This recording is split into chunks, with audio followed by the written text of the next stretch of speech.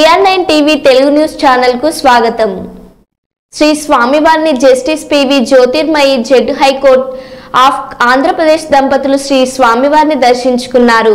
వీరికి ఆలయ కార్యనిర్వహణాధికారి ఎస్ శ్రీనివాస్ మూర్తి, ప్రధాన ఆచార్యులు శ్రీనివాస్ ఆచార్యులు ఏఎన్ఓ ఆనంద్ కుమార్, ఆలయ పర్యవేక్షణ అధికారి రమణ, పిఆర్ఓ నాయుడు, అర్చక స్వాములు, వేద పండితులు నాదస్వర వేద మంత్రాలతో స్వాగతం పలికి ముందుగా కప్పస్తంభం, అలింగనం, వేద మండపం ప్రదక్షిణ అనంతరం స్వామివారి దర్శనం, తదుపరి వేద పండితులచే